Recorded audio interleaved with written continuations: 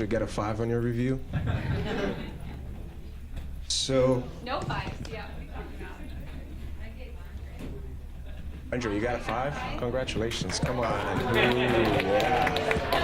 All right. Very good. I'm going to be brief. My brother got one. One day when I grow up, won't get one. I'll be like Harrison. I'm going to be brief. Lisa told me about an hour and a half ago that I was supposed to come up here and talk about let's read this again. Tell us about some of the continued learning experiences that you've done or you've had, and what did you get out of it? So basically, I started with architecture ceramics 2004, and I had a great privilege of working under Larry. I don't know if some of you have met Larry, some of you haven't, but if you haven't, look him up, okay? You've got to talk to Larry. He is on Facebook. Wow. Like once every 3 or 4 months. So it was very interesting for me because my background was really construction. I was coming out of college, but the construction side, and I had all this construction knowledge and all this other stuff. And all of a sudden, I'm in a warehouse with Larry. And Larry is teaching me all this stuff. And it took me a little while to realize how much the guy knows. Right, because I came in thinking, I know everything, and it took me long enough to realize I didn't know enough. And Larry was just great. He also, on top of telling me don't do that or don't do that or don't run in front of the forklift. He also, he was a mentor to me, and he gave me a lot of experiences in my 4 or 5 years that I stayed in the warehouse.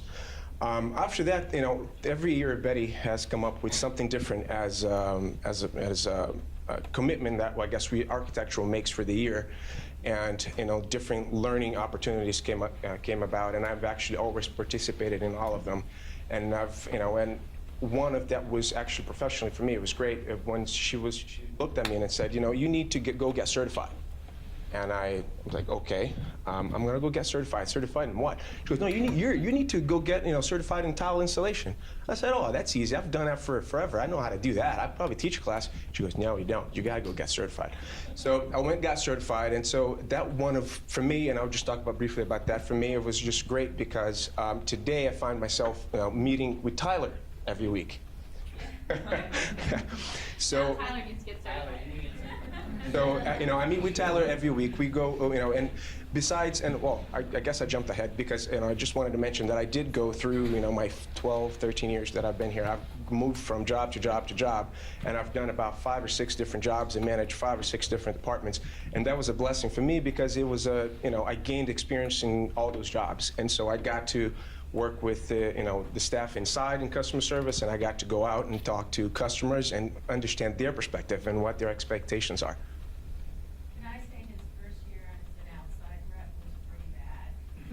Can you please be nice to me and give me a 5 somehow? It's been 12 years.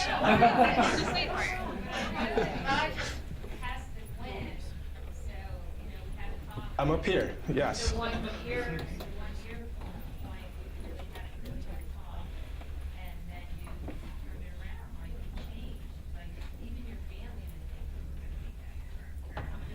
Again, the construction side, I was pretty stubborn, because when you're in construction, you think you know everything, right? You all deal with contractors all the time. So where was I? You were saying that you were going through all these different departments. Yes, so I went through all these different departments, and I went through all these training programs, so I got certified, and we also had, just recently, we had the Harvard mentoring program, which was great. We went through that as well. A couple of the managers went through that as well. And over time, I just find myself in situations, again, helping Tyler's department now, it used to be my department, but helping Tyler and helping my staff on a daily basis. They come to me, how do I put this Schluter stuff together? How do I, how do you want to talk to this guy? Because I don't know what he's saying, I don't understand what he's trying to tell me, a contractor. He's trying to, so I find myself being able to speak all these languages and and addressing different issues, and I think that, all in all, it's been a great experience.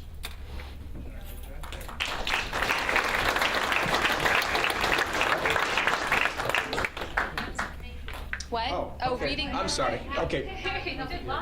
Okay, so how am I helping others to learn? So we've come up with a initiative. Betty had mentioned that to me before, a few years ago, and I started with this Rockville showroom about 2 years ago, and the pond meeting has always been something big for the Rockville showroom. We've always done it. We very rarely miss a day, only if somebody's really done and sick, and so we sometimes don't have it. But 99% of the time, it's there, and it's something that we find that's beneficial for all the staff. And I'll just, you can talk to my staff, but I'll give you my take on it. We've started to read a couple of books. So every morning we come in, we talk about our sales. We talk about our goal for the day, how much we have to sell, and we look at the company and where the company is. That report that Yassine sends by 9 o'clock every morning, I love you for that. We use that to put a little bit of perspective for a day and for a week and then for a month. And so when when that's stressed every day, we know where we are, and then we also want to know where we want to be and where we want to get to. We read, Ginny, help me out. We read last year, what was that red book that we read? The 5 Dysfunctions of a Team. So that was book number 1. And now we're reading the Fierce Conversations. And so basically, we're taking lessons out of these books it helps me professionally, and Shane has been coming around, and he's setting some of these meetings as well. Some days it's a little longer, some days it's a little shorter, depending on the chapter and what we're doing. But anyway, regardless, it's just an awesome way for us to every single day add a little bit more what we're doing to what we are professionally. And so and I'll encourage the other showrooms, if you're not doing it, please take it up, and it's 5 minutes on that book, maybe sometimes 10, but it's really beneficial. We read a page or 2 or 3, depending on the chapter, and then what we do is that if, some days we have, we're a little late, and so we just read it and then we'll move on. But most of the time, what we're trying to do is read the book, take 2 or 3 minutes. What did you learn today, Shane? What did you learn today, Ginny? What did you learn today, Joelle? So we just go and we ask each individual what they're getting out of it, and we're trying to get that lesson.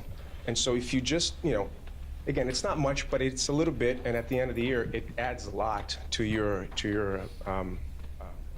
corporate spirit, to your professionalism, to your, and it helps you at the end of the day in having conversations, especially with the book that we're reading now, where, how to talk to a customer, how to talk to the contractor, how to talk to your neighbor, your colleague, how to talk to your boss, how to be respectful. So these are some of the things that, if anything, they're reminders, but they're really, really helpful in our day-to-day.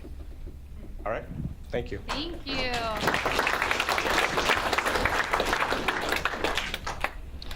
So in closing, what does this mean to us? I don't have another slide. What does this mean to us? Well, when I thought about all the companies that are doing amazing things, and then I thought about our company, and I thought about some of the really honestly amazing things that we're doing, and some of the individuals that just I know about at least, and that I was able to share with you guys what I know, but I'm sure there's so many of you out there that are already doing things that we would also love to know about, and I'm sure there's a bunch of people who have heard stuff today and want to do some of these things, and we're excited for that. We want to encourage you to do that. We're excited to work for this company. I know I'm personally excited to work for this company. I know a lot of you guys are excited, and I'm looking forward to seeing if we can just continue to grow our corporate spirit based on the principles that we're talking about today. Like Chris, for example, I heard at lunch that you want to learn Spanish so you can talk to people on job sites.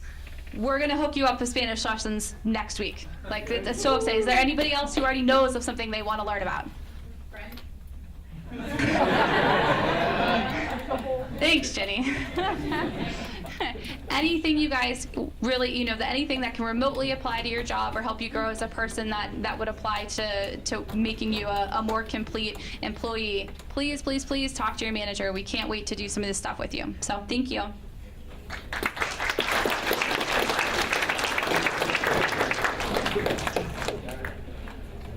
Look, we're going to get out of here a little early, but I still have to talk to Andrew and Rochelle, and Lisa, don't leave without me.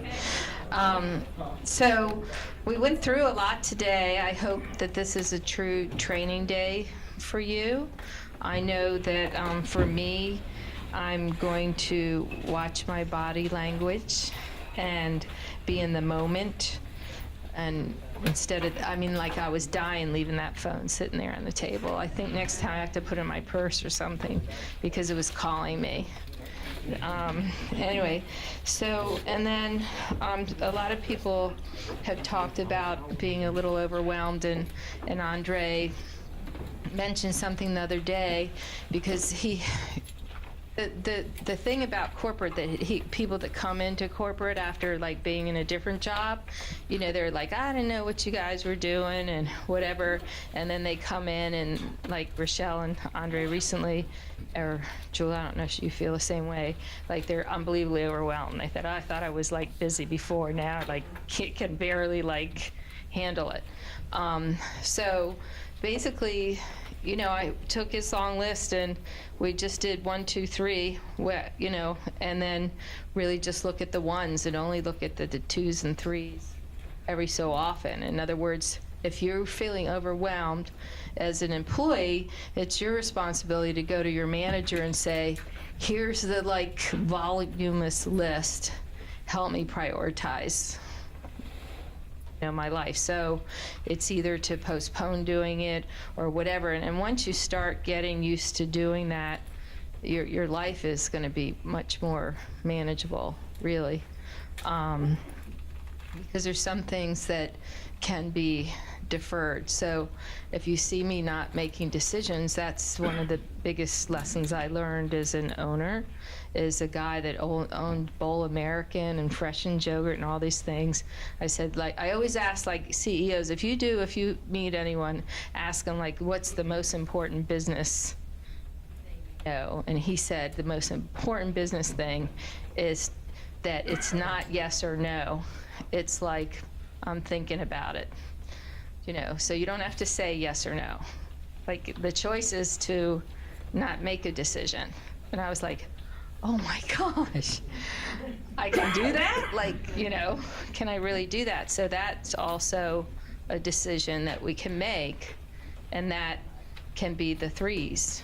You know, and sometimes they become a 2 or a 1 or whatever, but, you know, we don't have to really stress out. There would become a time where people are too busy, like Kiersey has somebody helping, you know, he's like the first, you know, I just want to tell you that I met a guy that sold like 40 million a year. The company went out of business. I don't know what he's doing now, but he had like 3 people at 40 million. So don't like be thinking have like 10 people. Anyway. But no, he did track homes. But anyway, so I really appreciate everyone coming, and I hope you learned something and you take it away. But we're, you know, from here on out, we're going to start having, like I said, we're going to try to have the monthly thing with, you know, an hour webinar, and then the second hour, we're going to close a whole company